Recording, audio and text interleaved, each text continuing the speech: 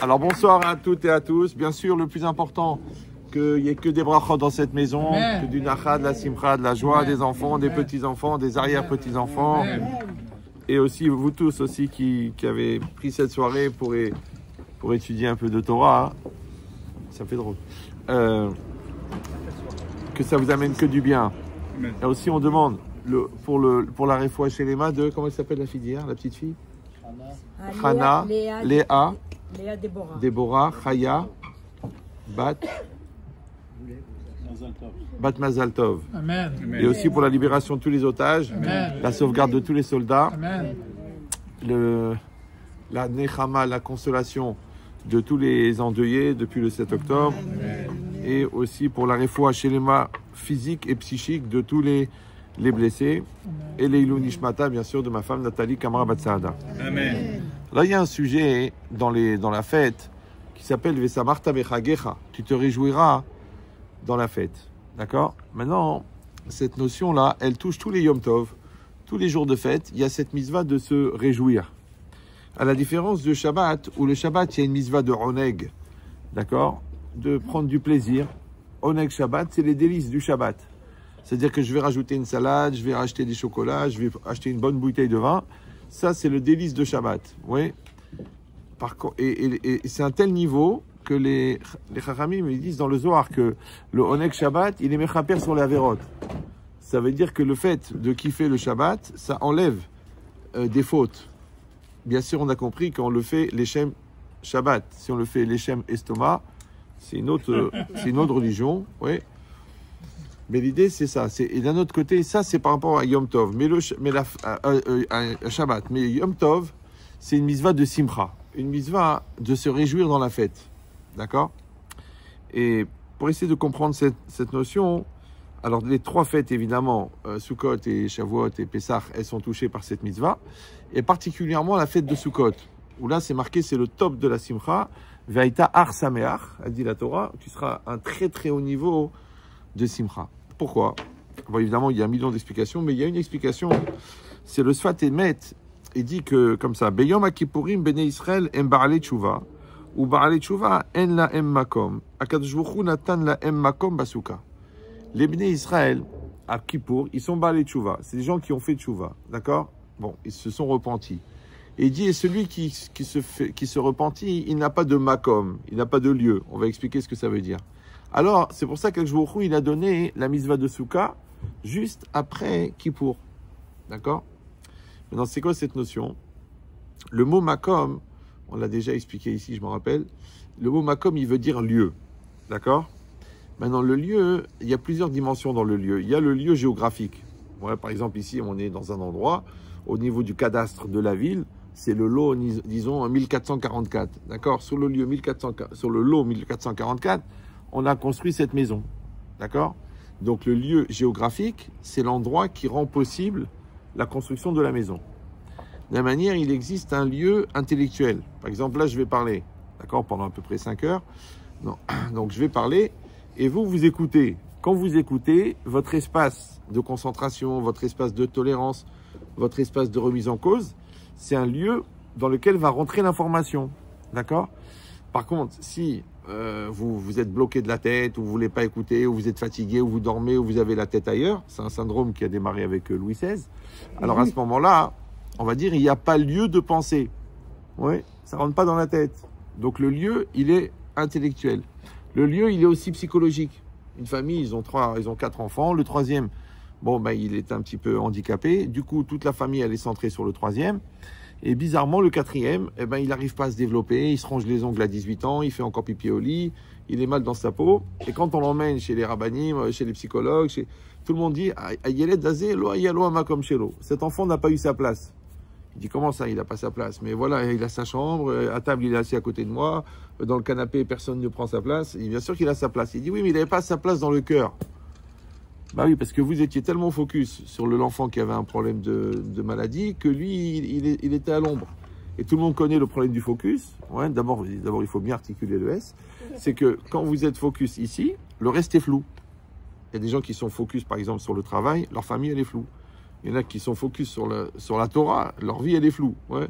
Il y en a qui sont focus sur je sais pas moi, sur l'argent, du coup, la santé, elle est floue. Il y en a qui sont focus sur le sport, du coup, l'argent est flou. Donc, chacun, il va mettre son focus quelque part, mais automatiquement, il dit le Chafetz Chaim, quand tu définis l'essentiel, tu définis le superficiel, par voie de conséquence, d'accord? C'est comme un enfant, si tu donnes ta préférence à un, automatiquement, tu développes la frustration chez l'autre. C'est comme ça. Tu m'as pas fait exprès, c'est mon préféré et tout. C'est la réalité, d'accord? Donc, ça veut dire que chaque enfant, il doit avoir une place chez toi. Donc, si tu as beaucoup d'enfants, il va falloir diviser ton cœur et que chacun, il ait la même place. C'est très, très difficile. Ouais. Parce que celui-là, il m'énerve et celui-là, je le supporte pas. C'est normal puisqu'il me ressemble. D'accord? Donc, il faut créer un espace pour que l'autre puisse exister. Comme dans le couple. Ouais, dans le couple. En vérité, moi, pourquoi je suis marié avec toi? Parce que j'ai créé un vide de moi, en moi, pour faire de la place pour toi. D'accord? Maintenant, le vide de soi s'appelle le don de soi. Quand je fais un don de moi, je crée un vide de moi. Dans ce vide de moi, j'accueille ton moi à toi. Maintenant, du coup, il y a du toi en moi. Ouais, et comme toi, tu as fait la même chose, il y a du moi en toi. C'est ce qui fait la fusion. Maintenant, le problème, c'est qu'après que moi, j'ai fait une place pour toi, il faut que je reconnaisse ton moi en moi. Ça va? Parce que des gens, qu'est-ce qu'ils font? Ils font un don de eux-mêmes à l'autre, mais après, ils reconnaissent leur moi chez l'autre. Avec tout le bien que je t'ai fait, avec tout ce que j'ai fait pour toi. C'est ça, la reconnaissance. Ça s'appelle le chantage émotionnel. Parce qu'au lieu de reconnaître mon moi, le moi de l'autre chez moi, je reconnais mon moi à moi chez l'autre. C'est rien, c'est des petites nuances, mais ça peut coûter 3 divorces, d'accord? Donc, qu'est-ce que j'ai fait? En fait, j'ai fait un makom, j'ai fait un espace pour l'autre chez moi. J'ai fait un espace pour l'enfant chez moi. J'ai fait un espace pour Hachem chez moi. Si je n'ai pas créé d'espace pour Dieu chez moi, il n'en a pas. Il dit non, mais je vais à la synagogue et tout ça, je fais Shabbat, mais sauf quand ça tombe samedi. Donc je fais beaucoup d'efforts, je mange cachère, mais pas à la maison. Bon, c'est des trucs compliqués. Bon. Donc tu n'as pas créé un espace pour Dieu chez toi. Bon, il n'en a pas. Parce que Hachem, dans sa grande modestie, il ne peut intervenir que dans l'espace que tu lui donnes. Si tu lui donnes pas d'espace, il n'intervient pas. Après, tu dis, oui, il était Dieu quand j'ai eu besoin de lui, et lui, il va dire où t'étais, toi. C'est un phénomène bizarre. Vous savez, c'est comme quelqu'un qui... La femme, elle dit à son mari, chéri, tu étais à la bar mitzvah des Chiche-Portiche? Elle dit non. Elle dit, ah bon, t'es sûr? Parce que j'étais chez Madame Chiche-Portiche, on a regardé l'album photo de la bar mitzvah, et sur les 500 photos, il y a 498 photos où tu es sur la photo. On te voit au buffet, collé à la serveuse, on te voit en train de t'empiffrer, on te voit au milieu des enfants en train de faire comme ça, 5 sur toi, d'accord? Donc, comment c'est possible que tu étais dans l'album photo et tu n'étais pas à la bar mitzvah? C'est un peu bizarre, non? Voilà. Vous avez compris, l'album photo, c'est la vie. Oui, maintenant, si toi, tu penses que tu n'es pas concerné par les problèmes, par les situations, que toi, tu es dans un déni de réalité, ou que tu fais un transfert de responsabilité, ou que tu ne veux pas t'impliquer, ou que tu ne te sens pas concerné, ça veut dire que tu n'es pas sur la photo. On dit en hébreu, Atalo Batmouna. Tu n'es pas sur la photo. Ouais. Si tu n'es pas sur la photo, c'est une question. Pourquoi est-ce qu'Hachem, il t'a mis sur la photo, puisque toi, tu penses que tu n'es pas sur la photo? Ça va? C'est pour ça que dans tous les cours, je vais le répéter, je m'excuse pour les redoublants, c'est que la Emouna, la croyance, c'est d'accepter que la réalité qui est en face de moi est adaptée à moi. Maintenant, le fait que la réalité soit adaptée à moi ne veut pas dire que moi, je suis adapté à la réalité.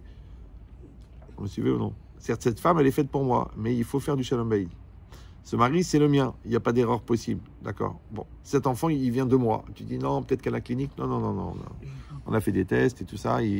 C'est ton fils. Mais il faut, toi, que maintenant, que tu rejoignes cet enfant-là. Ouais, toi et le travail, il y a un niveau de maturité. Ouais, toi et l'épreuve, toi et la maladie, toi et le deuil. Toute la vie, en fait, on est en face de situations qui sont adaptées à nous dans l'absolu, mais qu'on doit rendre adaptées dans le relatif. Et c'est ça le travail. Maintenant, quand le relatif et l'absolu se rencontrent, alors ça s'appelle simha. C'est ça la joie. Ouais. Pourquoi? Parce que le Rav Dessler, il explique que la joie, c'est la satisfaction d'être. Maintenant, pour être, il faut devenir. Donc la joie n'existe pas pour les gens qui ne deviennent pas. Maintenant, pour devenir, il faut exister. Exister, c'est exister. Ex, c'est extérieur. Exister, c'est être. Exister, ça veut dire que j'ai un être intérieur qui doit se réaliser à l'extérieur. Maintenant, il y a des gens qui n'existent pas. Ils vivent, ils mangent, ils dorment, ils vont aux toilettes, mais ils n'existent pas. C'est-à-dire que leur potentiel ne se réalise jamais. Parce que pour que ton potentiel se réalise, il faut que ta pression existentielle, ouais, donc qui va vers l'extérieur, elle soit plus forte que la pression sociale extérieure qui t'impose à toi. Ça va? C'est de la plomberie en fait. C'est pas la peine de faire des études de psychologie. Vous prenez un tuyau. Si de ce côté vous mettez 180 kbar et de ce côté vous mettez 70 kbar, de quel côté elle va l'eau? Elle va du côté des 180. Donc si tu as une très forte personnalité, donc tu peux dépasser la pression sociale. Si tu as peu de personnalité, tu es emporté par la pression sociale. Tu es emporté par le charisme de ton patron, par le stress de ton père, par le chantage de ta mère. Il y a plein de manières de ne pas exister. D'accord? Maintenant, le problème, c'est que quand tu ne vas pas exister, exister, c'est ex, encore une fois, ex, c'est extérieur, ister, c'est être. Donc, tu vas inister. Ça va? Bon. Inister, c'est un mot qui n'est pas dans le dictionnaire. Les Français ne veulent pas parler de leurs problèmes majeurs, ni dans la rousse, ni dans la blonde, d'ailleurs, dans tous les dictionnaires. Ouais. Mais l'idée, c'est ça. C'est que la personne va inister. C'est quoi inister? C'est-à-dire qu'elle va être à l'intérieur. Donc, au lieu d'être à l'extérieur, parce que l'extérieur, c'est la réalité. En français, ça s'appelle se réaliser. Maintenant, comment tu te réalises? Parce qu'il y a deux agents à l'intérieur actifs, un, le je et le me. Ouais, le je, c'est celui qui veut réussir, et le me, c'est celui qui se laisse aller. Le me. Donc, quand tu dis je me réalise, en fin de compte, tu projettes ton jeu à l'extérieur. C'est très simple, d'accord. Mais quand tu le fais pas, tu n'existes pas. Après, tu te dis, ouais, j'ai l'impression de ne pas exister, on ne me fait pas le cavode, on dirait que je suis invisible, on ne répond pas à mes textos, je passe à côté, on ne me dit pas bonjour. En Bretagne, celui qui n'existe pas, n'existe pas. Vous me suivez ou non? C'est comme si tu passes à côté d'un arbre. Si les arbres pouvaient parler, ils diraient, mais attends, dis-moi, tu comprends pas, c'est quoi ce cavode? Tu dis pas bonjour? Mais qui dit, je vais pas dire bonjour à un arbre. Pourquoi? C'est bon. Ça va? Parce que vous pouvez vous mettre là. Hein? J'arrive. Ah bon. Maintenant, pourquoi vous n'allez pas dire bonjour à un arbre? Il y en a qui, vous savez, qui font attention quand ils épluchent les carottes, de les éplucher dans le sens de la pousse. Parce que sinon, la carotte souffre. C'est ça, végétarien. Végé, t'as rien. Ouais, d'accord. C'est ça. Quand t'as rien, t'as le végé. Ouais. Non, nous on a Dieu. Ils ont le végé. Bon, c'est pas grave. Ouais. Mais l'idée, c'est ça. C'est de dire que tu dis, mais c'est normal, que je ne vais pas dire bonjour à un arbre parce que l'arbre n'existe pas. Ça va? Maintenant, dans les cycles existentiels, en fait, tout est marqué. C'est une phrase des Pirkei Avot, qui correspond à peu près à un doctorat de psychologie. Tout est marqué. Moi, j'ai eu la chance de ne pas faire d'études, donc j'ai gagné un temps fou. Mais quand c'est marqué im, en, ani, li, mi, li. Vous connaissez cette phrase? Ouais. Si je ne suis pas pour Émilie, qui est pour Émilie? Non, c'est pas ça. Im, en, ani, li. Si, en, je ne suis pas, ani, je ne suis pas, li, pour moi. Qui, mi, li, qui est pour moi? D'accord? Tout est marqué dans cette phrase. Im, en, ani, li, mi, li. Pourquoi? Parce que im, c'est quoi? Im, c'est si. Mais im, c'est m. Aleph même, c'est même. M, c'est la mère. Donc ça, c'est quoi? C'est quand la personne, elle est dans l'état fœtal, dans le ventre de sa mère. M. Après du im, du m, de l'état fœtal, elle passe à l'état aïn. Aïn, c'est le néant. Elle n'existe pas. Elle est personne. D'accord? Et du aïn, elle doit tout faire pour devenir ani. Maintenant, ani et aïn, c'est les mêmes lettres. Vous avez remarqué ou non? Donc aïn et ani, c'est les mêmes lettres. Comme personne, en français, ça veut dire personne et ça veut dire personne. Donc une personne, c'est une personne, le droit de la personne, le respect de la personne, la finesse de la personne, la singularité de la personne, l'autonomie de la personne. Donc tu vois que la personne, c'est quelque chose d'important. Ouais. Mais d'un autre côté, le mot personne, il veut dire aussi personne. Des fois, ça peut même devenir un nom. Ça s'appelle mon nom et personne. Ouais. Mais l'idée, c'est quoi? C'est que si je n'ai pas tout fait pour être quelqu'un, je vais être personne. Or, quelqu'un, c'est quoi un? Un, c'est unique. C'est-à-dire que si je n'ai pas réalisé mon côté unique, je suis personne. Ça va toujours? Maintenant, comment on fait pour passer du aïn, du néant, au ani? Ouais, c'est grâce au li. Im, en, ani, li. D'accord? Donc, c'est les 4 étapes. Première étape, encore une fois, dans le ventre de ta mère. Ouais. Deuxième étape, Aïn, potentiel mais non réalisé. Tu passes ensuite à la singularité, c'est-à-dire que tu réalises ton côté unique, ça c'est le Ani, mais grâce à qui? Au Li. Maintenant, Li, c'est qui Li? Ouais, parce que Ani, ça veut dire je. Et Li, c'est À moi. pour moi. Pour moi, d'accord? Donc Li, en fait, c'est Bruce, tout le monde le connaît, oui. Non, Li, c'est pour moi. Ça veut dire qu'il y a deux moi. Il y a un moi, moi, et il y a un autre moi qui s'occupe de moi pour que le moi devienne moi. C'est bon? Comme on dit aussi, on dit Katan en Bodaat, Aval Gadol Omed al Gabav. L'enfant, il n'a pas de conscience. Comme si tu veux traverser la rue avec ton fils de 6 ans, il veut courir, il veut courir. Tu dis, oh, Daniel, il y a de la place là. Il y a de la place. Tu entendras mieux, tu entendras mieux. C'est moi, j'ai commencé trop tôt. Donc l'idée, c'est que on dit Katan en Bodaat. L'enfant n'a pas de conscience. L'enfant n'a pas de maturité.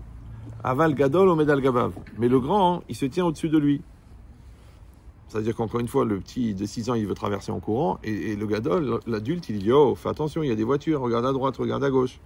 Maintenant, là, a priori, ça parle de deux personnes, deux corps, ouais. Mais en vérité, chez la personne elle-même, il y a le Katan et le Gadol. Il y a l'enfant et l'adulte. Il y a celui qui est devenu et celui qui est en devenir. Il y a le potentiel et il y a le réel. Il y a le Dr Jekyll et le Rav Hyde, d'accord? On est tous un peu bipolaires, dans le sens où des fois, on se surprend soi-même à se conduire comme des gamins, d'accord? Et d'un autre côté, on a quelqu'un qui a le da'at, et le da'at en hébreu, en français, c'est la raison. Donc, c'est le côté raisonnable. Ouais, parce que je dis, mais est-ce que raisonnablement, tu peux faire une chose pareille? Comme les gens ils me disent, écoutez, mon mari, il a fait ça, ma femme, elle a fait ça. Je dis, écoutez, madame, c'est normal. Elle me dit, ah bon, pourquoi? Et je dis, parce que ce que vous ne comprenez pas, c'est que vous essayez de chercher du raisonnable chez quelqu'un qui n'est pas raisonnable. Maintenant, quand la personne elle est en crise de colère, elle est en crise de mensonge, elle est en crise d'adultère, elle est en crise de folie, elle est en crise de jalousie, il n'y a pas de raisonnable. Le cerveau, il est, hop, il n'y a plus de carte mère. Tac, ouais. Après, tu essaies de comprendre, tu dis, mais je comprends pas, mais comment il peut faire une chose pareille? Il a quand même 40 ans, 50 ans, 60 ans, 70 ans, ça n'a rien à voir. Ouais, n'importe quel ordinateur, tu enlèves la carte mère, ouais, tu l'allumes, il se passe rien du tout. Il dit, je comprends pas, quand même, 18 000 $, c'est un truc sérieux, un Pentium 9, il y a 9 cœurs, ok, mais il n'y a pas la carte mère. Ouais. Eh ben, c'est exactement pareil. Quand la personne, elle débranche la conscience, quand la personne, elle débranche la maturité, il n'y a plus rien. C'est ce qu'ils disent les Chachamim. En aniyut ke aniyut adat. Il n'y a pas une plus grande pauvreté que la pauvreté du da'at. Ouais. Comme des fois, tu vois, le gars, il est médecin, mais il est brel. Pourtant, il est diplômé. Ouais. Parce qu'un bon médecin, c'est quelqu'un, c'est pas quelqu'un qui a fait médecine. Le radiateur aussi, il était dans la salle de classe. Ouais. Non, un bon médecin, c'est quelqu'un qui a un bon diagnostic. Ouais. S'il n'a pas le bon diagnostic, ça veut dire qu'il n'a pas atteint le niveau de maturité médicale. Comme dans le business, le gars, il a monté 50 affaires. Tu lui donnes des livres de compte, il regarde les chiffres, tac, tac, tac, tac, il dit, vas-y, ferme. Il dit, comment ça, ferme? Ferme. Ouais, il te dit, continue. Il dit, non, mais non, je suis là. Continue, je te dis. Le mec, il a une expertise qui est développée, qu'il arrive à voir des choses que toi, tu ne vois pas. Donc, il a un da'at, ouais, il a un niveau de maturité dans le business. L'autre, il a un niveau de maturité dans l'éducation. Il voit un enfant, il le voit nerveux, il le voit qui regarde partout, il voit qu'il a la main qui bouge, il a les pieds qui excités, il voit qu'il n'arrive pas à se concentrer, il voit qu'il écrit nerveusement, il voit qu'il a tout le temps envie de faire pipi. Il dit, écoute, ton fils, il est ATH, je sais pas quoi là, DTH, ouais. Mais il le voit tout de suite, en 5 minutes. Pourquoi? 60 ans professeur, 40 ans directeur d'école. Le gars, il a une expérience, il a une expertise. Oui. Ça veut dire que chacun, il va développer une forme de da'at, ou plusieurs, d'accord, qui va lui donner ce niveau supérieur par rapport à la réalité. Maintenant, ce qui est intéressant, c'est pas d'avoir un niveau supérieur par rapport à l'autre, parce que là, c'est juste l'occasion d'avoir de la gava. Non, c'est d'avoir un niveau supérieur par rapport à soi-même. C'est-à-dire que moi-même, je suis capable de détecter en temps réel, ouais, que je me conduis comme un gamin, que je me conduis comme une gamine, que je suis pris par ma colère, que je suis pris par ma peur, que je suis pris par mes stress, que je suis pris par ma lourdeur, par mon intérêt. Ouais.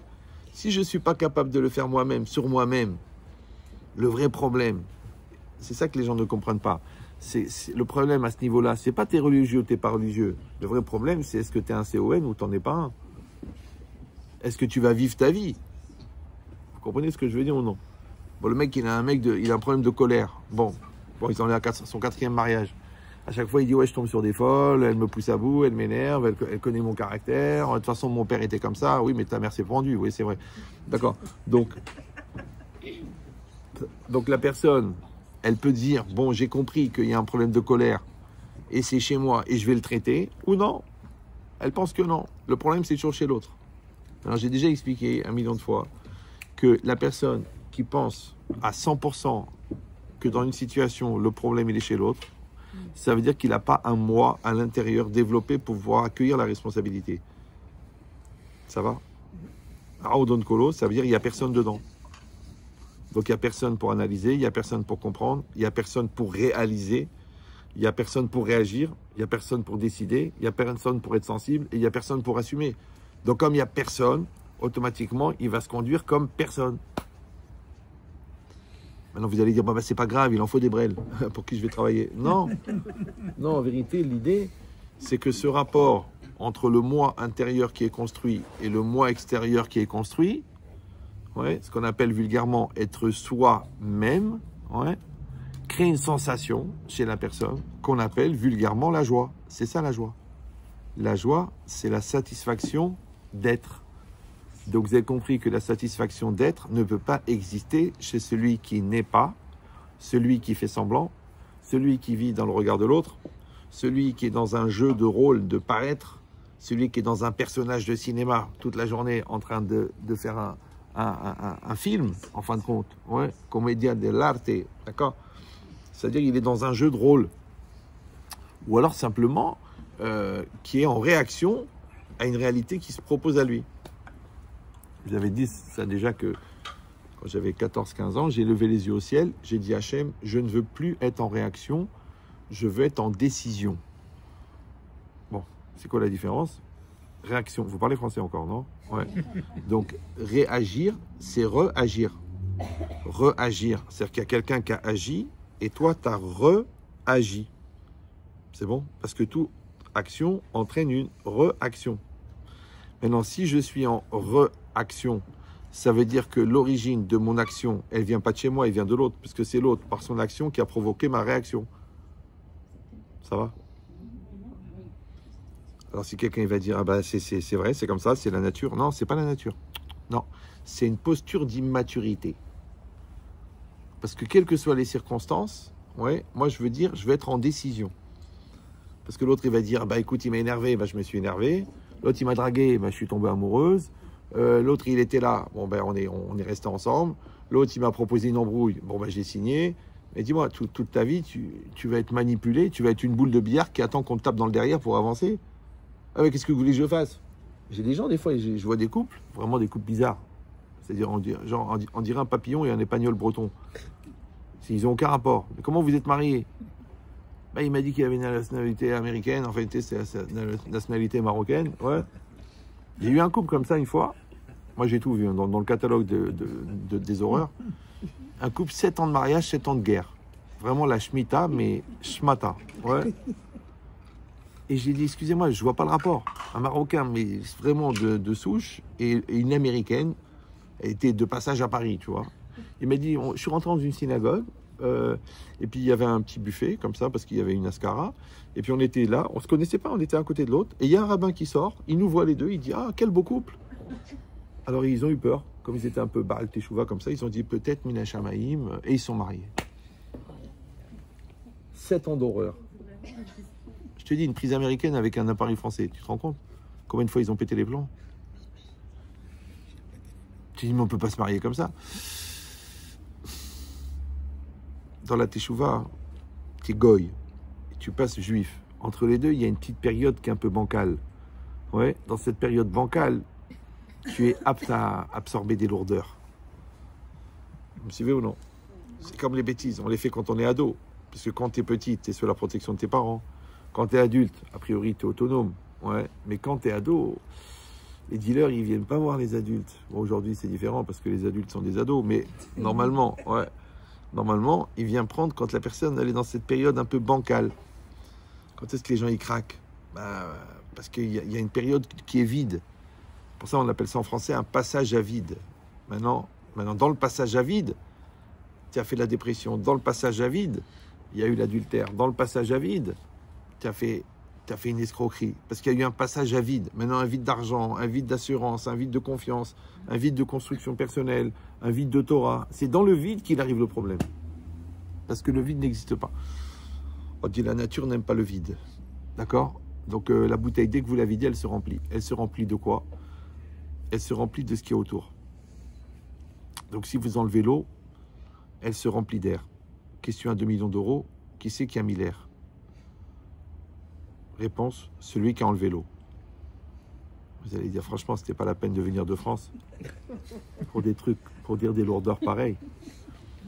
Alors juste pour les gens qui ne me connaissent pas, j'ai arrêté de parler au premier degré à 9 ans et demi. Donc vous croyez qu'à 64 ans, je suis en train de vous dire que celui qui a enlevé l'eau, il a fait rentrer l'air. Franchement, j'ai une tête de con. C'est impossible. C'est à vous de réfléchir, parce que tout ce que je vous dis, ça demande à peu près 1 ou 2 ans de maturation de la phrase, parce qu'elle a l'air simple comme ça, parce que je parle avec un débit incroyable. Mais prenez le temps, pour ça qu'il a enregistré le cours. C'est pour que vous le réécoutiez 8 ou 9 fois de suite en prenant des notes. Sinon, vous croyez que vous avez compris. Là, vous avez vu passer un TGV. C'est la vache, elle est dans le pré, elle voit un TGV passer. Maintenant, elle peut dire qu'elle a vu un train, mais elle ne peut pas décrire les passagers. Ce genre de cours, c'est ça, c'est TGV, c'est Torah grande vitesse. Très grande vitesse, très rapide. Ouais. Même des rabbinim, ils me disent, écoute, ça va trop vite. C'est quoi ce débit? Je dis, écoute, moi j'ai un challenge. Je dois faire gagner 10 ans de maturité en 1h15. Parce que les gens, à partir d'1h15, le cerveau, il sature. Normalement, il faudrait faire 3 heures et on pourrait gagner 50 thérapies, mais bon, tout le monde n'a pas le loisir de sacrifier 5 heures de Netflix. Je peux comprendre. Il y a des choix à faire dans la vie. C'est logique, d'accord? Mais l'idée, c'est ça. L'idée, c'est que quand je vais faire ce travail-là, de développer le Ani grâce au lit, d'accord? C'est-à-dire que perpétuellement, je vais être en conscience. Je vais dire, attention, c'est bien ça, ça, c'est pas bien. Là, tu dis n'importe quoi. Là, tu mens. Là, t'es pas sérieux. Là, t'as pas réfléchi. Le contraire. Là, c'est bien ce que tu as fait. Kolakavot, je suis fier de toi. Vas-y, continue. Vas-y, donne-toi les moyens. Développe la maturité. Si tu n'y arrives pas, c'est pas grave. Prends un coach de vie. Bon, c'est difficile. Ben, prends un thérapeute. T'as un problème de colère. T'as un problème de stress. T'as un problème de peur. T'as un problème décisionnel. Il y a des problèmes et il y a des solutions. Il y a des questions, il y a des réponses. Mais il faut être dans une dynamique. Ça va? C'est-à-dire qu'il faut arrêter de rêver. J'ai remarqué, plus les gens, c'est-à-dire moins les gens sont religieux, plus ils croient au miracle. Tu leur dis, il faut travailler, il faut construire votre couple. J'ai changé les mezuzot. Il y en a, il m'a dit, écoutez Rav, je suis très coléreux, très violent. Je frappe ma femme avant même de la connaître. Et voilà, je voulais savoir si par le srout, la mérite de la sainteté d'Israël, si nous faisons la Aliyah, est-ce que Bezrat Hashem, mon Shalom Bayit va être réglé? Je dis bien sûr. Il dit à sa femme, t'as vu? Le Rav il a dit, si on fait la Aliyah, on n'a plus de problème de Shalom Bayit. La femme elle me regarde, elle me dit, mais enfin Rav il me frappe. Je dis oui, mais moi j'ai dit qu'il fait la Aliyah, mais lui il fait la Aliyah. Si lui il part, vous êtes sauvés. Le Shalom Bayit il est réglé. Ouais. C'est-à-dire que la personne, elle doit être tout le temps dans cette dynamique de travail. Or, on a dit que le travail, c'est quoi? C'est exister. Exister, c'est être. Être, c'est devenir. D'accord? Et devenir, ça donne cette sensation extraordinaire, ouais, que je deviens, ouais, et ça s'appelle la simcha. Comme le kavod en hébreu. Le kavod, c'est quoi? C'est le respect, c'est l'honneur. C'est aussi la maturité.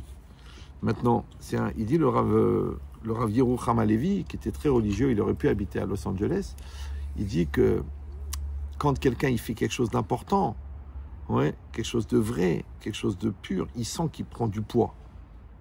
Par contre, quand il s'occupe des lourdeurs, quand il délire, quand il prend des vitamines illégales, il sent qu'il perd du poids. C'est marqué dans le pasuk, Vayarasko Bahevel Vayahavlu. Ils se sont occupés de choses vaines, ils sont devenus vains. Maintenant, Hevel, c'est la vanité, et Hevel, c'est l'air. Comme en français, quand tu dis, tiens, en fait, qu'est-ce que tu penses de David, là, pour tenir le magasin? Tu dis, non, il est un peu léger. Je ne comprends pas, il est léger, il fait 104 kilos, le mec, il fait 2,12 m. Je dis, oui, mais au niveau de la tête, il est un peu léger. Et celui-là, tu le connais, ce médecin? Ah oui, mais tu crois qu'il est bon pour l'opération du cerveau? Ah, bien sûr. Attends, ça fait 30 ans qu'il opère, il en fait à peu près 16 par jour. Le mec, en dormant, il fait l'opération. Ah, donc il est très bon. Ouais, c'est du lourd. Tu vois lourd, qu'est-ce que ça veut dire? Ouais, par rapport à Allah, d'accord? Et tu vois léger, qu'est-ce que ça veut dire? Donc quelqu'un qui est léger, ça veut dire que comme il s'occupe du jour... Aujourd'hui, on est dans le délire, dans la rigolade, dans la défonce, dans la vodka, Red Blue, dans les vitamines, le sucre glace. Donc, mais tout ça, c'est quoi? C'est des moyens d'échapper à la réalité. Alors, il faut savoir que la réalité, c'est la seule chose qui fabrique de la maturité. Il y a une réalité devant toi. Quand tu l'assumes, la résonance, c'est que ça crée de la maturité. Quand tu n'assumes pas, ça ne crée pas de la maturité. Maintenant, ils ont trouvé des systèmes, ils ont créé une école de pensée, ils ont créé une mentalité, une philosophie de la fuite. Fuite dans l'alcool, fuite dans la peur, fuite dans la télé, fuite dans la drogue, fuite dans le travail, fuite dans le délire, fuite dans la rigolade. Ouais. Mais tout ça, c'est des fuites. Maintenant, c'est pas grave de rigoler. Moi aussi, vous savez que moi, j'ai beaucoup d'humour, mais je rigole jamais. Non, dans le sens du délire, de la perte de contrôle, de... Non, je suis pas Michael Youn, moi. Ouais, d'accord. Donc, il y a de l'humour, mais il n'y a pas de délire. C'est la différence entre la dérision et l'humour. Très, très, très important. Il faut de l'humour, parce que c'est du lubrifiant, et parfois, pour que ça passe, il faut ça, ouais. Mais il ne faut pas du délire, parce que le délire, c'est perte de contrôle. Et dans la perte de contrôle, tu ne sais pas où tu vas arriver. Parce que finalement, c'est quand même ta belle-sœur. Je ne sais pas ce qui s'est passé. Elle avait trop bu, j'ai trop bu. Vous savez que dans les couples, c'est comme c'est dans les familles. Il y a toujours, dans le couple, il y a toujours un plus sérieux et un moins sérieux. Donc les deux sérieux, le beau-frère et la belle-sœur, ils ont été faire les courses. Les deux pas sérieux, ils sont restés au bord de la piscine. Ils ont vu un peu, ils ont essayé de trouver des points communs. Après, ils ont dit, bon, bah écoute, il faudrait qu'on mette les choses à plat. Ils ont superposé les arguments. Ouais. Après, il y a une espèce d'interpénétration des idées. Et ensuite, des fluides. Et c'est là qu'il se réveille. Il dit, mais comment c'est possible? Mais comment j'ai pu faire une chose pareille? Il est choqué. Il dit, il voit sa belle-sœur à côté de lui dans le lit. Ouais. Il dit, Chaz v'shalom. Bon, c'est déjà mieux que si c'était un homme. Il a échappé belle. Ouais. Mais d'un autre côté, son beau-frère, il est sniper, donc il va mourir cette semaine, le mec, c'est sûr. Vas-y, choisis un endroit, Givat Shaoul ou Abatiam, parce que tu vas mourir cette semaine. Tu dis, Chazvé Shalom, je vais demander une bracha au Rav. Bon, le bracha, il va t'apprendre le Kaddish en phonétique. Mais tu peux pas faire une chose pareille. Mais, oui, mais tu comprends, j'ai pas réfléchi, je me rendais pas compte de la gravité, je pensais pas que ça allait détruire et le beau-frère, et les enfants, et les parents, et les beaux-parents, Alouette. Ça veut dire qu'il n'y a pas de date. Le mec, il signe le contrat, et après, où je vais trouver 300 millions d'euros pour rembourser. Je dis, bah, en plus, t'as emprunté à la mafia turque. Il commence par les doigts, en général, ouais. Je dis, mais c'est grave ce que vous dites, mais ça va pas. Je dis, mais moi, je le dis, mais toi, tu le fais. C'est pour ça qu'il est interdit d'être bête. Dans notre religion, il y en a d'autres, c'est une mitzvah.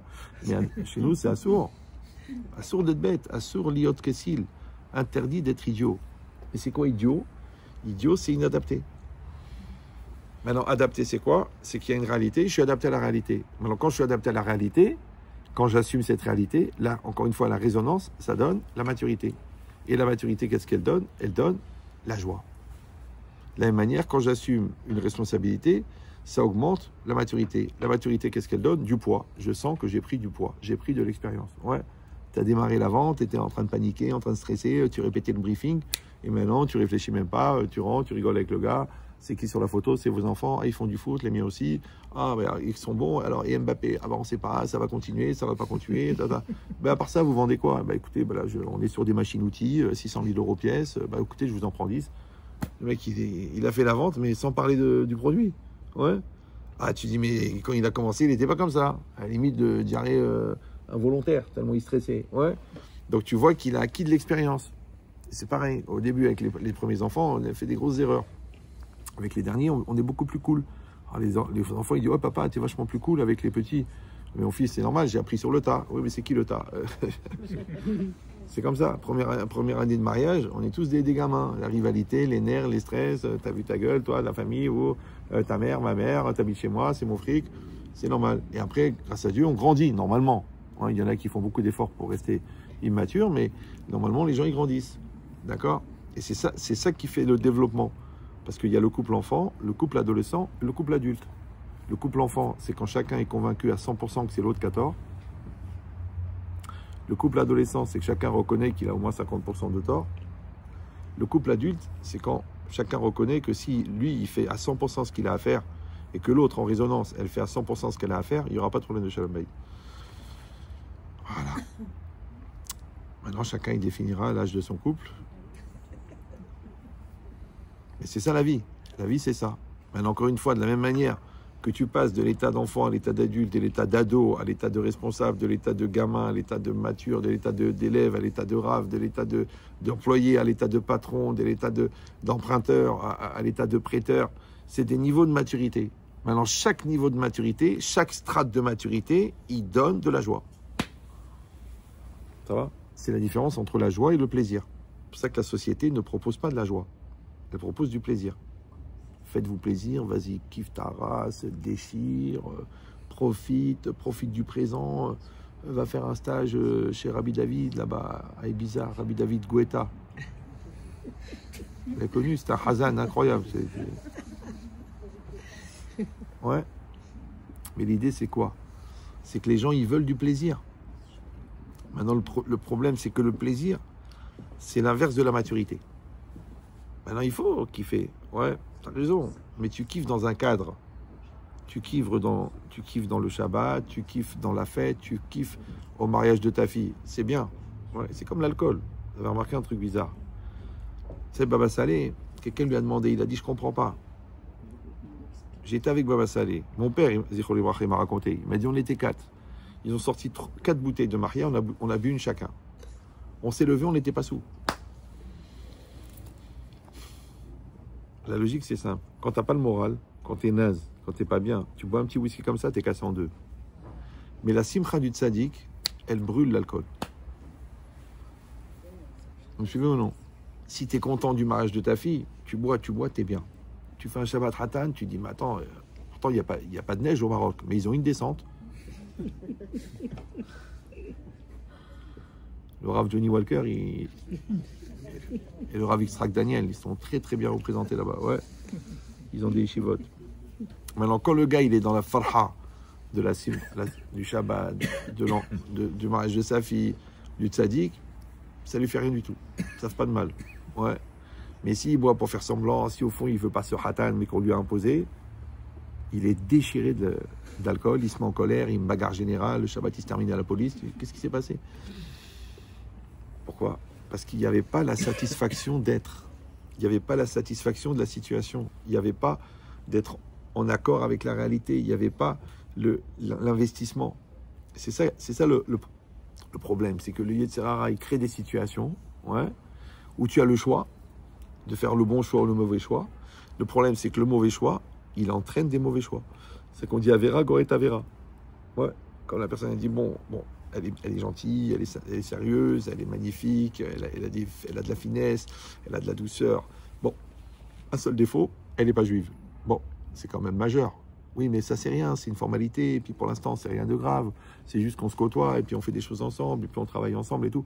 Ouais, mais tu t'habitues, tu tombes amoureux. Après, tu dis, bon, évidemment, comme on n'est pas très religieux, bon, il faut qu'on vérifie que tous les orifices sont au bon endroit. Et puis là, manque de peau, tu connais le mazal du débutant, elle tombe enceinte. Après, tu dis, il faut assumer.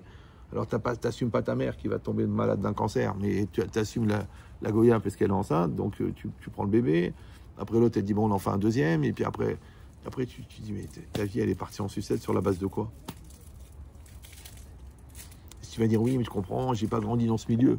T'as pas grandi dans ce milieu, mais ton grand-père, c'était le Rav de Marrakech.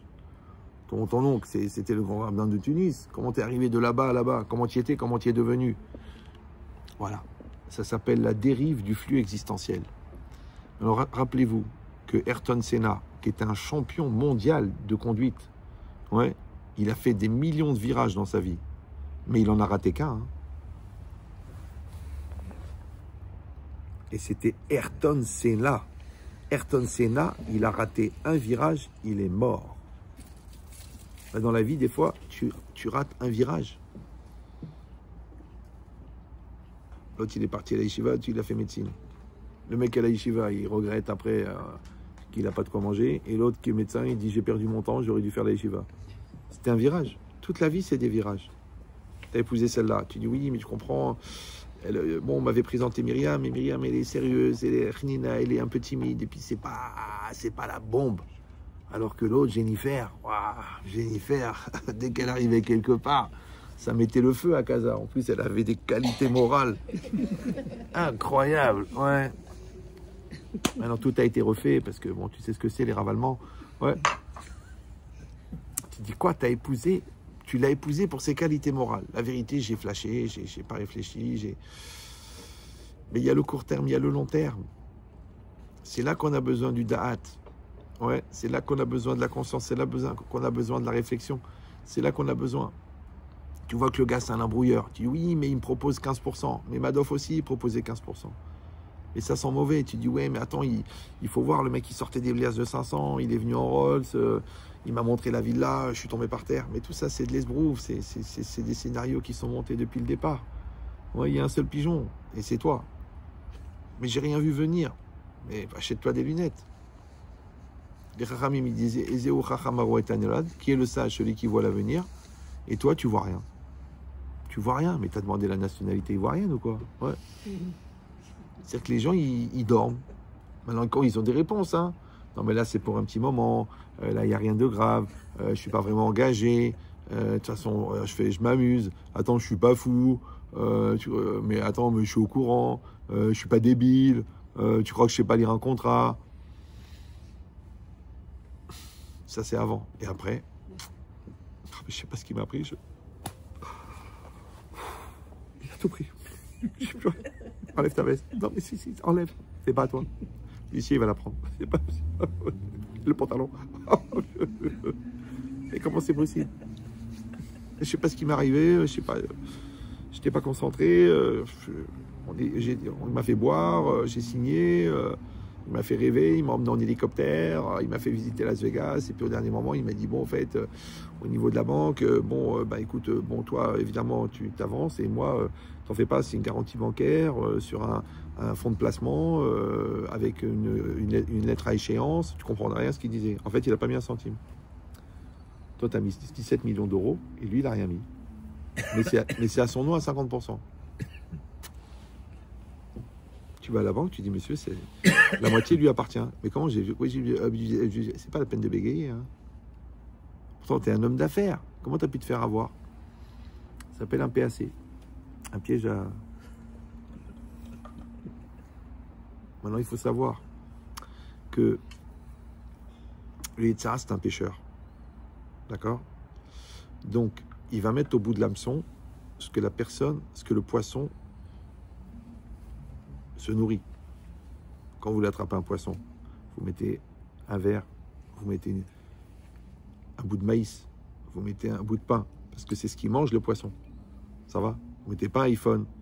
Tu dis, attends, si je mets un iPhone, je vais attraper un brochet. 1800 €. Mais non, le brochet ne mange pas du iPhone. Il mange du ver de terre. Mais tu lui mets du ver de terre.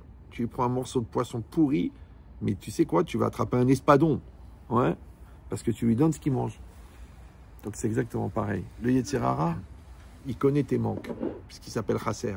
Donc il va te donner exactement ce qui te manque. Maintenant, comment il te donne exactement ce qui te manque? Tu sais pourquoi? Parce qu'avant de te proposer l'épreuve, il a d'abord créé le manque. Donc d'abord, il crée un manque dans ton couple, un manque de communication. Après, il t'envoie le collègue super communicant. 6 mois, la femme, elle est mchanfa. Ouais. Il te fait rencontrer la secrétaire super élogieuse. Bravo, mais vous êtes magnifique, ça vous va bien, vous avez encore maigri, mais c'est un homme comme vous que j'ai besoin, je suis prêt à tout. Le mec, il dit, attends, j'ai l'âme fois d'un côté, c'est-à-dire la pierre tombale. Dès qu'il rentre, elle fait une gueule. D'ailleurs, elle est devenue bouddhiste à force de bouder. Ouais. Et de l'autre côté, la lumière, le farha. Ouais. Combien de temps il va tenir? Alors, en plus, c'est de ma faute. Ouais. C'est comme ça. Vous savez que la femme grossit de manière instantanée quand la secrétaire est mince. C'est un phénomène, ça. C'est un phénomène, c'est du parapsychologique, d'accord? C'est que le mec, il a pris une secrétaire très belle, très mince. Mais on ne comprend pas parce que de toute façon, les clients ne l'ont qu'au téléphone. Donc à quoi ça sert de prendre un mannequin? Il n'y a que lui qui la voit. Ouais. Bon, elle est assise en face de lui toute la journée. Et sa femme, la pauvre, 6 grossesses. Blainara, une surcharge pondérale considérable. Ouais. Même son docteur, le docteur cellulite, lui rappelle souvent. Ouais. Donc lui, il voit sa secrétaire mince, il rentre à la maison, il voit sa femme grosse. Quand il la voit, qu'est-ce qu'il dit? Mince. Alors elle dit, tu trouves que j'ai maigri? D'accord, oui ou non? Qu'est-ce qu'ils disent les goïms? Ils disent, l'amour s'arrête là où la comparaison commence. Ah, si tu commences à comparer... Encore une fois, un gars il m'a dit, Rav Chetrit, ma femme est grosse. Je dis, ça veut dire quoi? Mais grosse, très grosse. Je dis, mais grosse, ça veut dire grosse comment? Il m'a dit, les couloirs s'en souviennent. C'est que quand elle passe dans le couloir, il y a la marque de la ceinture sur les murs. C'est une marque qui s'appelle Top Boza. Ouais. Je dis, alors c'est quoi le problème? Je dis, il m'a dit, je voudrais que vous lui expliquiez qu'il faut qu'elle fasse le bypass ou qu'elle fasse un régime ou qu'elle aille rencontrer le Seigneur des Anneaux parce que c'est plus possible. Ouais, au niveau intime. Ouais, ça n'est pas possible. Je dis, mais monsieur, comment vous savez que votre femme a grossi? Le mec, il dit, mais comment ça? Je constate. Mais dans le constat, il y a stat. Ouais.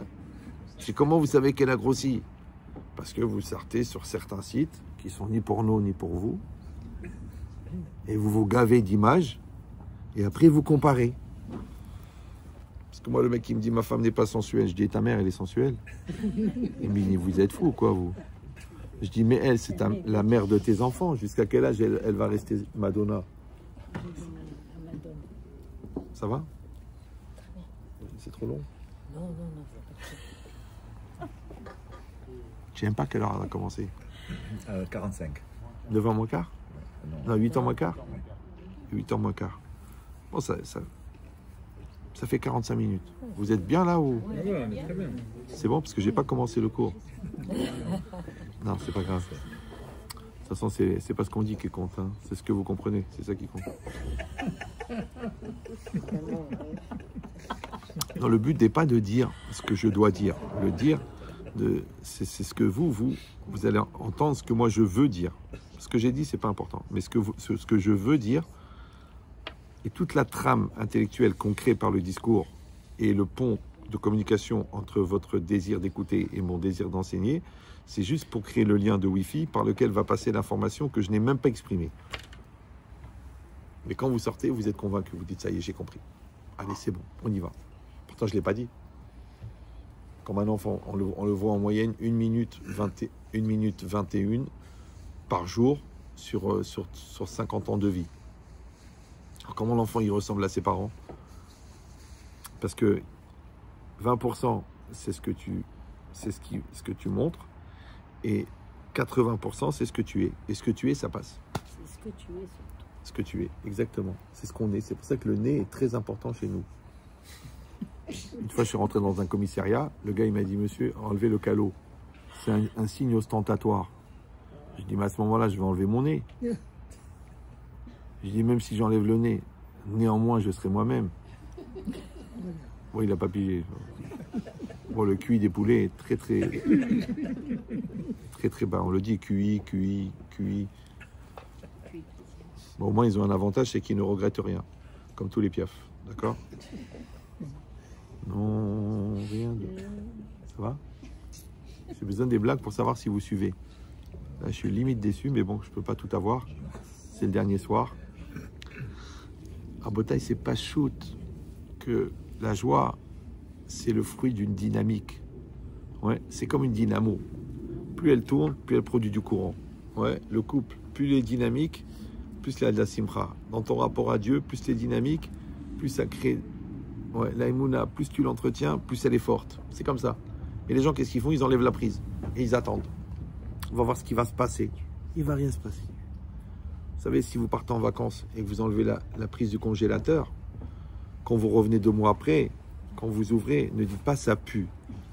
Non, ça puait depuis le moment où tu as enlevé la prise. Ça, c'est la différence entre le ventilateur et la chaîne IFI.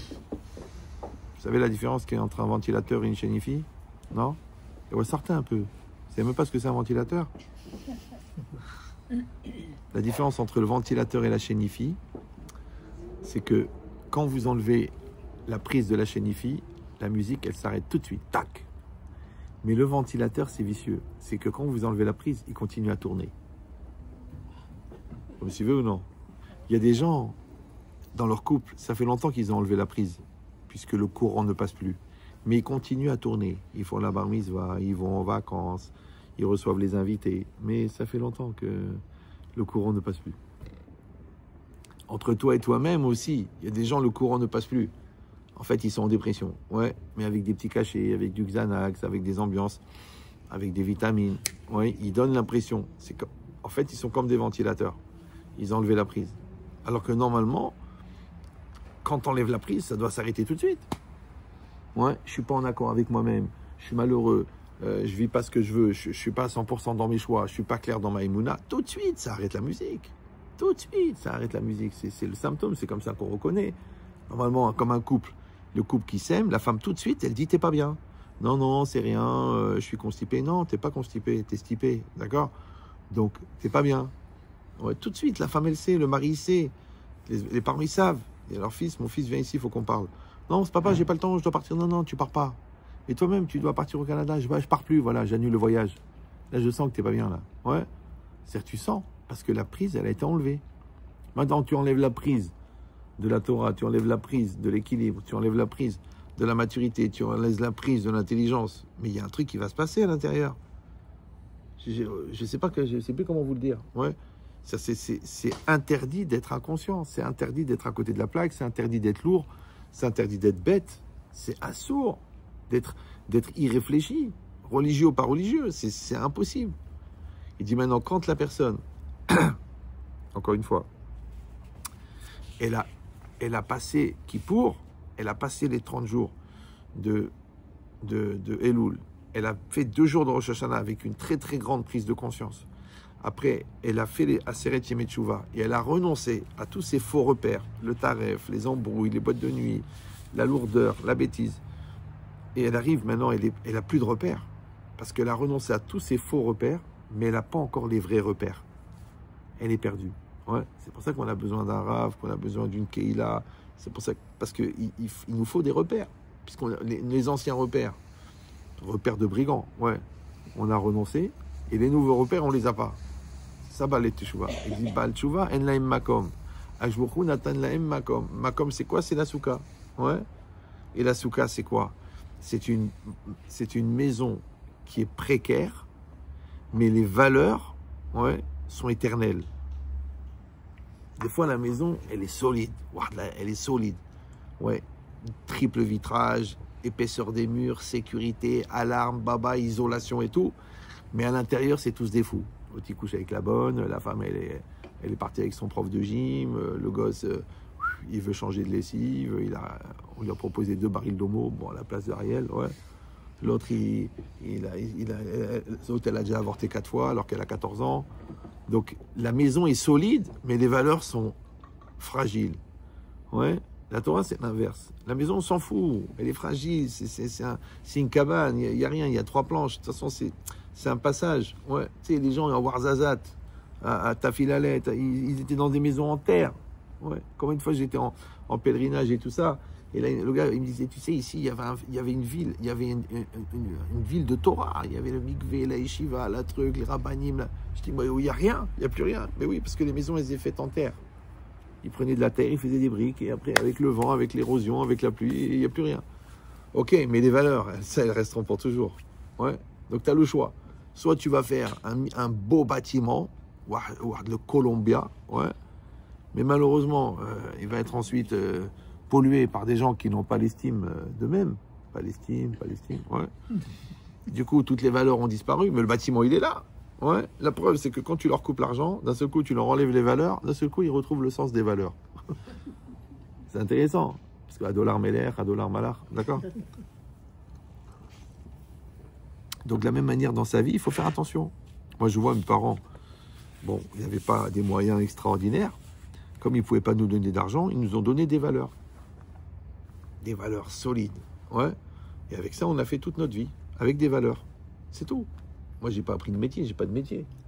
Moi, j'étais au bac. Après, je suis rentré à l'Yeshiva, j'ai commencé à étudier. Bon, j'avais commencé déjà à réfléchir avant. Après, j'ai continué à réfléchir. Après, j'ai continué à réfléchir. Après, j'ai réfléchi tout seul. J'ai réfléchi en groupe. Après, j'ai réfléchi en public. Après, j'ai réfléchi toute ma vie. J'ai fait que parler et réfléchir. C'est tout ce que j'ai fait de ma vie, moi. J'ai rien fait d'autre. Pas fait des immeubles et des sociétés et des produits. Bon, peut-être les gens, c'est des produits. C'est-à-dire, quand tu vois des gens qui évoluent, bah, c'est le plus gros produit du monde. Ouais. Mais l'idée, c'est quoi? C'est que toute sa vie, en fin de compte, on va être confronté avec des situations qui vont nous proposer de faire ou de ne pas faire, de devenir ou de ne pas devenir. Ouais. Maintenant, comment tu sais que tu es en train de devenir? Parce que ça provoque de la simcha. Par contre, si ça provoque du plaisir, ça veut dire que tu es en train de consommer. Donc, tu es en train d'avoir, tu n'es pas en train d'être. Et c'est ça le piège. C'est le piège de la société. Elle propose du plaisir. Ouais, mais ça ne fait pas évoluer les gens. Tu vois, la France, par exemple, bon, c'était a priori, c'était la 5e puissance mondiale. D'accord? Les gens, ils ont à manger, ils ont la maison secondaire, ils ont je ne sais pas combien de milliards d'épargne, d'économie, baba. Mais il y a quand même 29 millions de personnes qui prennent des antidépresseurs. Alors, tu vas prendre l'Inde, 2,5 milliards de personnes. Bon, les mecs, ils vivent dans la rue, ils mangent par terre, ils sont à 14 dans une pièce, ils ont un bol de riz pour finir le repas du soir. Mais il n'y en a pas un qui prend des antidépresseurs. Parce qu'ils n'ont rien à manger, mais ils ont des valeurs et des croyances. L'autre, il a à manger, mais il n'a pas de valeur, il n'a pas de croyances. Parce qu'il manque l'essentiel. L'essentiel, c'est l'essence. L'essence, c'est le sens. Le sens, c'est ce qui donne du sens. Pas de sens. Pas d'essence. Pas d'essence, pas d'essentiel. Pas d'essentiel, pas l'essence du ciel. L'essence du ciel, c'est le bon Dieu. C'est l'essence du ciel. Voilà, voilà. Donc, où dans ta vie, il y a de l'essentiel ou il n'y en a pas? Alors, encore une fois, tu n'es pas obligé. Ça va? Donc, par rapport à ça, il y a une Mishnah incroyable. C'est marqué Bechol Dor Vador, bien avant Star Wars. Bechol Dor Vador. Dans chaque génération, Chayav Adam lirot et atzmo keilu yatsa mimitzrayim. Chacun doit se regarder lui-même comme s'il sortait d'Égypte. C'est une Mishnah. Ensuite, cette Mishnah, elle est reprise dans la Haggadah. Ouais. Mais non, cette notion, elle est très bizarre. Ça veut dire quoi? Dans chaque génération, un homme est obligé de se voir lui-même comme s'il sortait d'Égypte. Alors, je rappelle que l'Égypte, c'était il y a 3000 ans. Ils sont sortis d'Égypte. Ok. Maintenant, nous, à Pessah, on va commémorer la sortie d'Égypte. Maintenant, quand moi, je vais commémorer la sortie d'Égypte, pourquoi? Parce que moi, je dois me sentir que je sors d'Égypte. Quand je vais commémorer Hanouka, ok, bon, je vais me faire allumer parce que à ce prix-là, c'est incroyable, ouais. Mais je vais pas vivre Hanouka. Je commémore l'événement qui s'est passé à l'époque de Hanouka. À Shavuot, je vais commémorer le don de la Torah. Ouais, on ne dit pas que tu es chayav de te sentir comme si toi-même tu reçois la Torah. Non, je vais commémorer l'événement. Maintenant, pourquoi est-ce que cette notion-là, elle est dans chaque génération, que chacun il doit se sentir qu'il sort d'Égypte? Mais pour ça, il faudrait vivre en Égypte. Mais le Rambam, il reprend exactement la même halakha de la Mishnah et de la Haggadah, mais dans un langage différent. Bechol Dor Vador, dans chaque génération, Chayav Adam, un homme est obligé, les harot et atzmo. Ouais. Alors, dans la Mishnah, c'est marqué l'irot et atzmo, de se voir lui-même. Les harot et atzmo, ça veut dire de se montrer à soi-même. Ça va? C'est que moi, je me mets en face de moi, et moi, je vais me convaincre d'une chose. Alors que là, je vais me montrer quelque chose. Là, non, moi, je vais me montrer, me démontrer à moi-même. Et après, il continue. Keilu, comme si, ou, lui, donc il n'y a pas écrit ou dans la Mishnah. Be'atzmo, lui-même, là c'est marqué. Yatsa, il est sorti. Ata, maintenant, Comment maintenant, en 2025? Ouais. Et au lieu de dire Mimitzraïm d'Égypte, il dit Mishirvud Mitzraïm, de l'esclavage d'Égypte. Alors je rappelle que l'Égypte, c'est en Égypte, géographiquement, mais l'esclavage d'Égypte, ça peut être en dehors de l'Égypte.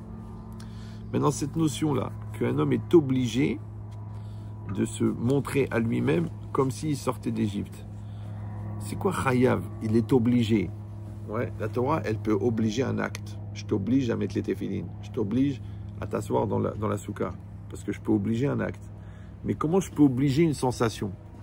Il faut que j'ai la sensation, ouais, que je sors d'Égypte. C'est une sensation, mais je ne l'ai pas. Je vais m'obliger. C'est bizarre, ouais. Alors, les commentaires, ils expliquent. Ils disent, tu n'es pas obligé de la sensation. Ouais, comme si l'autre, il dit, mais écoute, chérie, je t'aime pas.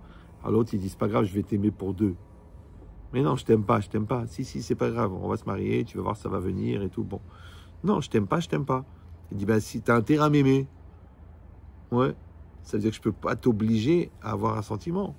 C'est logique. Je peux susciter, je peux mettre en situation, je peux créer un climat, je peux créer des circonstances qui vont créer chez toi le sentiment de. Mais je peux pas t'obliger à m'aimer. Ouais. Donc de la même manière ici, en fait, tous les gestes, toutes les halachot de Pessah, toutes les obligations de manger la matzah, de manger à coudé, de boire les arbakosot, de manger le maror, de raconter la Haggadah, tout ça, ce sont les actes sur lesquels on est obligé, ça va? Et c'est les actes sur lesquels on est obligé qui vont créer chez nous la sensation. Maintenant, la sensation, elle est à l'intérieur, mais les actes, ils sont à l'extérieur. C'est bon? C'est comme dans le couple. Bah, tu es obligé d'être gentil, tu es obligé d'être respectueux, tu es obligé d'être sympathique, tu es obligé de vider les courses, tu es obligé d'aider à apporter, tu es obligé de soutenir, tu es obligé d'accompagner dans la maladie, tu es obligé d'être là pour l'accouchement, tu es obligé. Ouais. Et ben, quand tu es obligé de le faire, ça crée un sentiment qui s'appelle la solidarité, la communion, la fusion. Donc tu fais des actes, ce qu'on appelle en français le conditionnement. C'est-à-dire que tu te conditionnes à... C'est comme une fois, il y a des parents qui m'appellent, ils me disent, voilà, mon fils veut se tuer, je vous le passe. Tu sais, j'aime bien les situations comme ça. Tu es tout de suite détendu. Alors je lui dis, mais qu'est-ce qui se passe? Il me dit, ben voilà, mon fils, il a fait la prépa pour rentrer à HEC pendant 2 ans. Tous les jours, 5h du matin, minuit. Il a bossé comme un fou. Il a avalé 20 000 pages de documentation. Il a travaillé comme un fou. Il a fait des résumés, des babas. Il a travaillé comme un cinglé. Il m'a dit le matin à 5h, il mettait les tuilines. Et après, jusqu'à 2h du matin, il n'arrêtait pas. Et il a raté de 2 points. Donc, il veut mourir. Alors, je lui ai dit, écoute-moi bien. JG, ça veut dire jeune jbeb. Je fais, c'est vrai que tu as raté le concours d'entrée à HEC. C'est vrai. Mais la capacité de travail que tu as développée, parce que vous savez que 2 ans de prépa, c'est comme 7 ans de droit au niveau du boulot. Ouais. C'est comme 5 ans de médecine. Je fais la capacité de concentration, la perpétuité des efforts, la capacité de concentration, la masse de connaissances absorbées, même si tu ne l'utilises pas, le développement neuronal que tu as créé par les efforts que tu as fournis, tout ça, tu l'as. D'accord? La finalité, tu ne l'as pas, mais tu as toutes ces capacités. Donc maintenant, tu peux faire n'importe quoi dans ta vie, tu es un stremon. Alors que l'autre, bon, ben, il a glandé un peu, voilà, il a fait droit, mais à la fin de chaque année, bon, il bossait 1 mois, le reste, il était au café, au flipper. Bon, il est nul. Bon, il a eu le barreau parce qu'il a avalé une barre, ouais. Mais en fait, compte, il est nul. Donc, l'autre, il a bossé comme un fou, mais il a raté l'entrée de l'examen. L'autre, il n'a rien foutu, mais il a eu. Ouais, mais qui c'est qui va être bon? Celui qui a bossé ou celui qui n'a rien foutu? Maintenant, la musculation, tu peux la faire avec des haltères, avec des packs de lait, avec des pianos, avec des parpaings. Il y a plein de manières de faire. Ben, c'est pareil, comme le midot. Tu peux travailler ta patience avec des gens qui t'énervent, avec ta chavruta, en supportant ta sœur qui est nerveuse, en écoutant tes parents, en fermant ta gueule. Il y a plein de manières de faire de la musculation, de la patience. Comme tu vas muscler la finesse, tu vas muscler la compréhension, tu vas muscler la capacité de se remise en cause, tu vas muscler la souplesse existentielle. la capacité d'adaptation, le switch, d'accord? Tout ça, c'est des choses qu'il faut muscler. Maintenant, tu ne peux pas les muscler autrement que par la pratique. Ça n'existe pas. D'accord? La théorie, ça ne marche pas. Les gens y croient parce qu'ils ont écouté des conférences, parce qu'ils ont fait 2 ans de formation, parce qu'ils ont un diplôme de coaching. Mais tu as pratiqué ou non? Si tu n'as pas pratiqué, ça ne rentre pas. Tu as fait copier-coller entre le livre et ta tête, mais tu as appris, mais tu n'es pas devenu. Ouais, et c'est marqué dans la Torah. Vayadata ayom va'ashevota el-levavecha. Tu seras aujourd'hui et tu ramèneras dans ton cœur. Alors je vais traduire en français parce qu'il est tard. En fait, tout ce qu'on pratique dans le conscient, c'est pour faire pénétrer dans le subconscient. Vous êtes là ou... Ouais. Par exemple, le couple, encore une fois, tous les actes que tu vas faire, c'est pour que l'autre, il rentre dans ton cœur. Tous les actes que tu fais avec ton enfant, tu le changes, tu changes la couche, tu le prends dans tes bras, tu le trucs, tu lui fais l'euro, tu enlèves l'arnouna, tu l'accompagnes à l'école, tu restes avec lui pendant qu'il est malade, tu vas aux réunions de parents d'élèves, tu te prends la tête, tu allumes des veilleuses pendant 2 ans quand il est avec Christine. Tout ça, c'est pour quoi faire? C'est pour que l'enfant, il rentre dans ton cœur. Maman, comment tu sais qu'il est rentré dans ton cœur? Eh bien là, tu es assis avec ton mari, et tu dis, écoute, ça fait 6 fois que je pense à David, il faut qu'on l'appelle. Non, mais tu comprends, il est à Hong Kong, il y a le décalage horaire et tout, et tu dis, écoute, je sais pas, je suis pas bien, là, j'ai un trou dans le ventre, il faut que je l'appelle. Tu l'appelles, c'est une fille qui répond. Tu dis, mais il est bien à Yeshiva University de New York, non? Pourquoi c'est une fille qui a répondu? Alors l'autre, mais papa, maman, pourquoi tu m'appelles? Il dit, je sais pas, j'avais le souci. C'est-à-dire que quand l'enfant il fait une bêtise, Hachem il prévient les parents. Et ça, c'est seulement les parents qui ont installé le réseau Wi-Fi entre eux et leurs enfants. Ça va? Comme si la fille elle accouche et la mère elle a mal au ventre. Ça existe. Ou la femme elle sent que son mari n'est pas bien. Pourtant le mari il est à Shanghai et la maman et la femme elle appelle, écoute, j'arrive pas à dormir, t'es pas bien. Quand tu aimes quelqu'un, parce qu'on a dit que aimer c'est Ahava, c'est les valeurs numériques 13, la même que Echad. Moi, ma mère, elle adorait ma femme. Et un jour, on est parti à la montagne. Et il y avait ma femme qui avait le permis. Donc, on l'a conduit toute la nuit. Avec un petit minibus, avec tous les gosses à l'arrière. Et à un moment, ma femme, elle s'est endormie. Et quand elle s'endort, maintenant sur les routes de montagne, c'est un peu dangereux. Et d'un seul coup, elle voit le visage de ma mère, qui lui dit « Allah !» Elle a eu peur, elle s'est réveillée, elle a repris le truc et on est arrivé à la station. Et le lendemain, elle appelle ma mère, et ma mère, elle lui dit, vers 4 heures du matin, il t'est arrivé quelque chose dans la voiture? Elle a dit oui. Elle a dit, j'étais en train de dormir, et j'ai eu une peur, je me suis réveillé, et j'ai prié pour toi. Ça, c'est la belle-fille et la belle-mère. C'est que tu sens que ma chère va arriver, quoi. Ouais. Et ça existe. On dit en français, elle est rentrée dans ton cœur. Ouais. Donc c'est pour ça qu'il faut tout ce qu'on vit, il faut le prendre à cœur. Mais il faut prendre à cœur le positif. Les gens, ils prennent à cœur le négatif. Du coup, ils font des dépressions. Ouais. Mais quand tu prends à cœur le positif, ouais, tu te nourris du positif.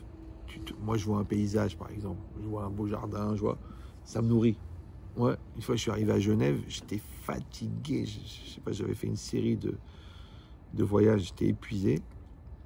Et je devais faire court. Une très belle maison au bord du lac. Et le mec, il me dit, bon, bah écoute, rien, on démarre le cours. Et moi, j'allais m'évanouir de fatigue. J'ai dit, attends 2 minutes. Alors, je faisais comme ça. Ils avaient installé pareil la table dans le jardin et tout. Et moi, je regarde et je vois la pelouse. Et la pelouse, elle était verte, avec une lumière incroyable. Et j'ai regardé pendant 5 minutes la pelouse. Alors, il m'a dit, qu'est-ce que tu fais? Je lui ai dit, je me nourris. La lumière sur la pelouse, elle m'a donné la force de faire le cours pendant 2 heures. Tu peux te nourrir.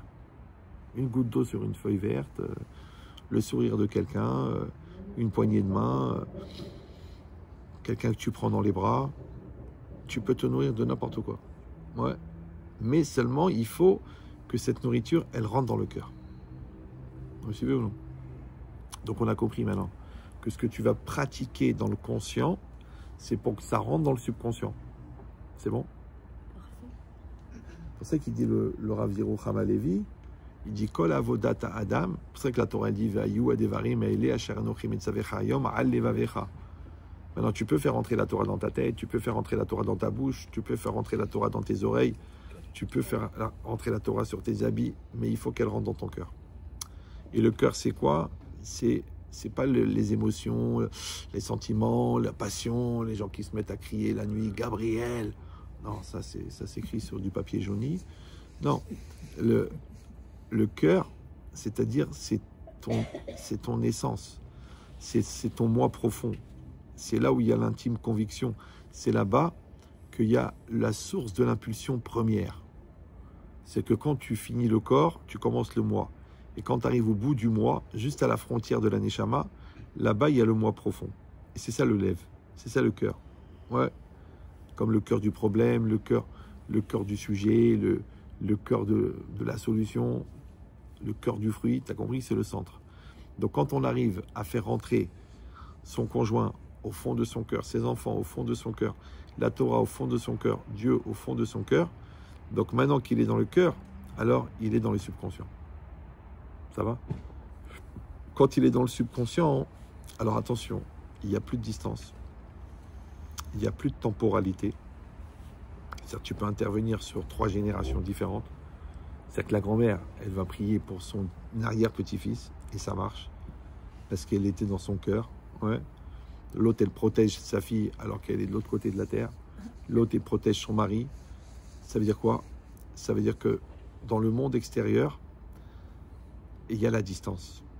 Il faut 8 heures de vol, il y a 10 000 kilomètres. Mais dans le monde intérieur, il n'y a pas de distance, il n'y a pas de temps. C'est-à-dire qu'aujourd'hui et dans 1000 ans, c'est le même moment. Et ici et ailleurs, c'est le même endroit. Mais c'est dans le monde intérieur. C'est pour ça que les gens superficiels ne peuvent pas comprendre ça.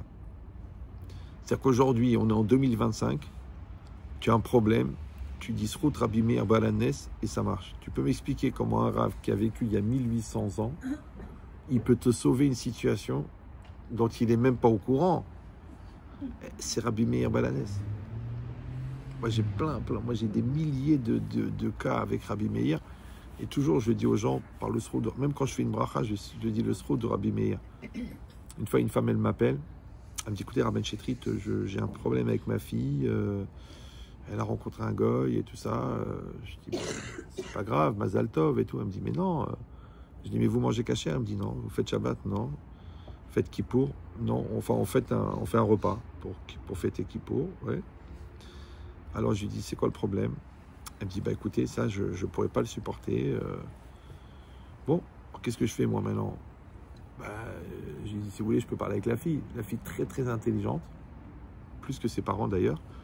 Et elle me dit, mais je comprends pas pourquoi mes parents me demandent d'adhérer à une religion alors qu'eux, ils pratiquent rien. C'est-à-dire que comment veux-tu que l'incohérence des parents, elle devienne de la cohérence chez les enfants? Ça s'hérite la lourdeur. Ouais. Alors je lui dis, ok, bon. Et la mère, elle était perdue. Elle me dit, écoutez, Rav, je suis très, très embêté parce que, bon, ils doivent partir au ski. Ils ont loué une seule chambre. Ma fille, bon, c'est une jeune fille. Ils vont dormir au même endroit et j'ai très, très peur qu'il va se passer ce qui va se passer. Je dis, c'est la suite normale des choses. Hein. Tu sais, quand tu rentres dans la piscine, c'est rare que tu sors sec. En général. Ouais. Puisqu'à un moment ou un autre, il faut se mouiller. C'est logique. Alors, j'ai dit, écoutez, madame, on a essayé le rationnel, on a essayé la psychologie, on a essayé l'intelligence, on a essayé le raisonnable, ça marche pas. Il reste une chose. Elle me dit quoi? Elle me dit, je lui dis Rabbi Meir Balanes. Elle me dit, je suis prêt à le rencontrer, c'est qui ce monsieur? On était bien perchés. Hein. Ce qu'on appelle les corbeaux. Parce qu'un corbeau perché sur un arbre, c'est pas grave. Je dis, écoutez, c'est un rabbin qui a vécu il y a 2000 ans. Vous prenez sur vous d'allumer une veilleuse à sa mémoire. Elle ne comprenait rien, une ashkénaze comme ça, mais pas assimilée, debout milée. C'est-à-dire, je lui ai dicté Ela, E, L, A, H, A, D, D, E, Rabbi, R, A, B, I, comme ça. Hein. Elle a écrit.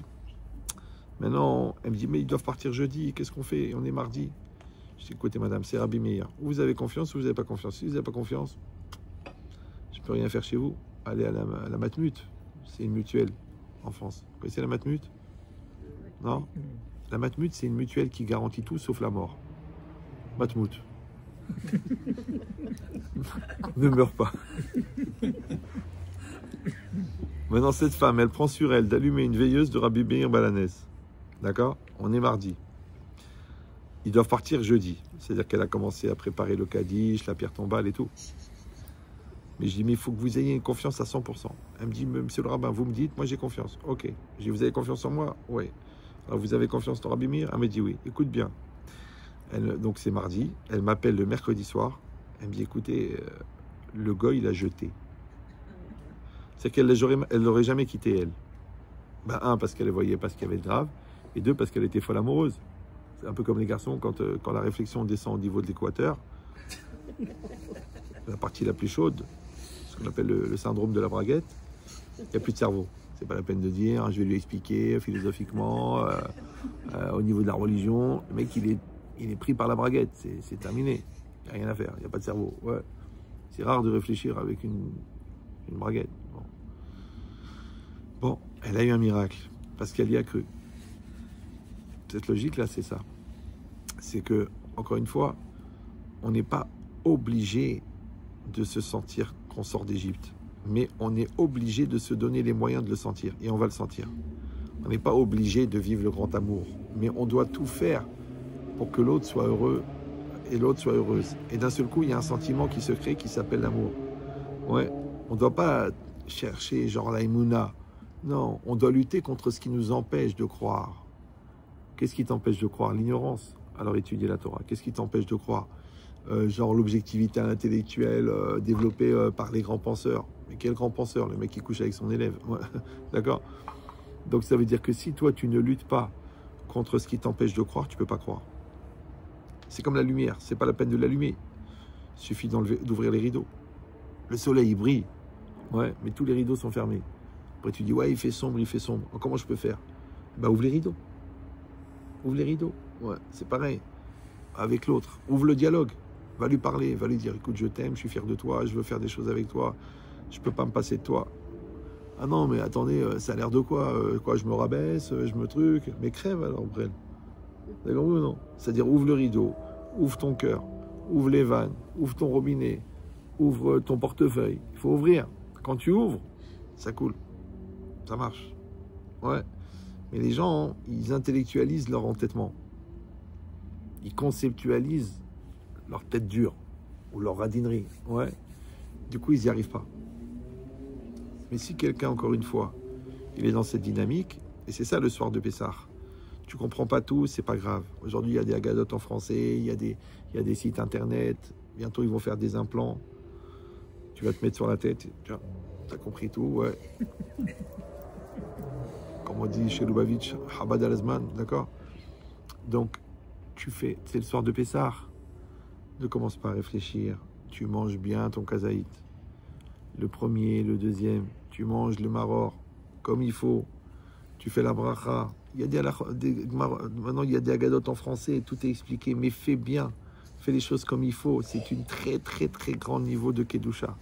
Ouais, ça va t'amener des libertés, des choix, des bonheurs. Tu n'as même pas idée. Parce que les gens ne comprennent pas que la mitzvah, même si tu es intéressé, c'est une ségoula. Vous savez, j'ai raconté que il y a à peu près 2-3 ans, j'ai eu 2 stents dans le cœur. Ouais. J'ai été voir un rave, je lui ai montré les mezuzot. Il m'a pris la mezuzah de la porte d'entrée, il y avait 2 trous. Avant que je parle, il m'a dit 2 trous, 2 stents. Maintenant, moi, j'avais déjà fait les stents. Heureusement qu'il n'y ait pas 6 trous. C'est que ta mezuzah, ouais, c'est ton électroencéphalogramme de ta maison, de ta vie. Vous savez, c'est marqué Urtaftam. Ouais, Urtaftam. Dans le schéma, dans la mezuzah. Et le Chaf Tav Bet, ouais, le Rav il m'a dit, ça représente le froid, comme Kaved. Katav, c'est comme Kaved. Il m'a dit, dans la mezuzah, à plusieurs endroits, dans plusieurs mezuzahs, l'écriture, elle était fendue. D'accord? Et c'est là-bas que ma femme, elle avait la maladie. Il m'a dit, regarde, c'est marqué dans la mezuzah. Maintenant, est-ce que c'est la mezuzah qui a provoqué où la mezouza, c'est comme une radio qui ne fait que confirmer, c'est compliqué de savoir. Et ça, c'est que la mezouza. Maintenant, il y en a encore 612 des mitzvot. Donc, quand on te dit la cacheroute, quand on te dit le Shabbat, quand on te dit Pessah, quand on te dit le Tefillin, c'est pas la peine de faire le malin. Ça va, c'est bon, je suis pas religieux, j'ai pas grandi dans ce milieu. C'est un sale juif, non? Tu vois bien que ton père, à 8 jours, a coupé court à la discussion. Puisqu'il te l'a mis là. Plutôt qu'ailleurs. Ouais. Donc, soyons des bons juifs. Appliquons la halakha. C'est pas la peine de faire les malins. Ouais. Vous savez que moi, j'ai des goïms qui m'écrivent. Ahmed Chetrit, mon rêve, c'est de mettre des téfilines. Pourtant, le mec, il est professeur au MIT, hein, c'est pas un brel. L'autre, il rêve d'avoir des mezuzot. L'autre, il fait tout pour manger cachère. L'autre, il me dit, nous faisons nida avec ma femme. Un goy. Ouais. Et l'autre, elle va pas au mikvé parce qu'elle a peur d'attraper une mycose.